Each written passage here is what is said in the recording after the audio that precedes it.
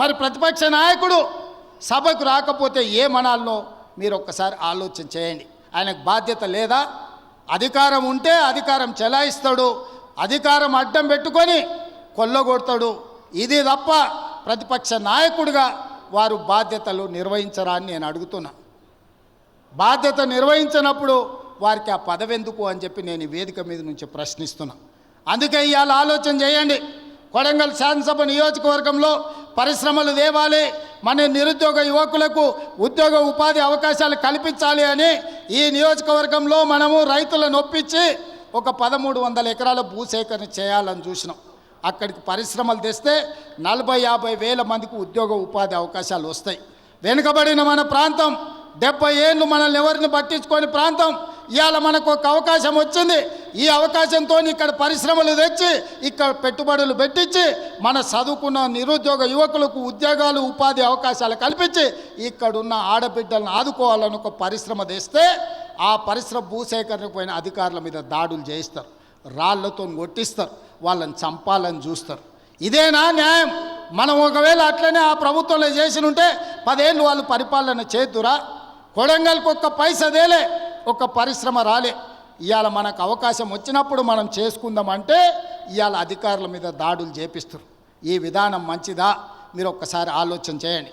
వెనుకబడ్డ మనం ఎప్పటికీ వెనుకబడే ఉండాలనా? ఎప్పటికీ మన పిల్లలు ఇట్లనే ఉండాలనా? ఎప్పటికీ మన పిల్లలు కోస్గి బస్టాండ్లనో లేకపోతే కొడంగల్ బస్టాండ్లనో మద్దూరు బస్టాండ్లనో దౌలతాబాద్ బస్టాండ్లనో లేకపోతే గుండుమాల్ చౌరస్తల్లో ఇంకా లుంగీలు కట్టుకొని ఖాళీగానే తిరగాలనా? మన పిల్లలు చదువుకోవద్దా? మన పిల్లలు డాక్టర్లు, లాయర్లు, ఇంజనీర్లు కావద్దా?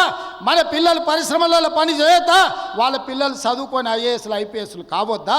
మన కొడంగల్కు మెడికల్ కాలేజ్ వద్దా? మన కొడంగల్కి ఇంజనీరింగ్ కాలేజ్ వద్దా?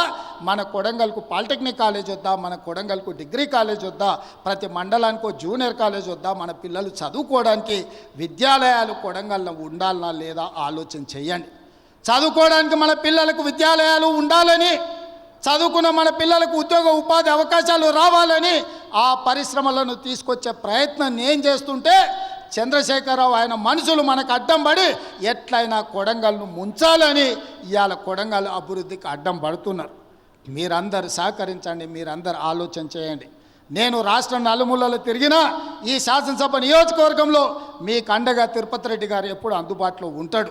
మీకు ఏ కష్టం వచ్చినా, ఏ సందర్భం వచ్చినా, ఏ పదవి ఉన్నా లేకపోయినా మీకోసం ఎప్పటికప్పుడు ఎవరికి ఏ కష్టం వచ్చినా, ఏ ఇంట్లో పెళ్ళున్నా, ఏ ఇంట్లో ఏ ఇబ్బంది ఉన్నా మా సోదరుడు మీకు అండగా నిలబడ్డాడు. ఆయన రామారావు అంటున్నాడు ఏం పదవి ఉందని. నేను అడుగుతున్నా దిక్కుమాలినోని, మీ అన్నదమ్ములలో ఉన్నోళ్ళందరికీ పదవులు తీసుకున్నావు.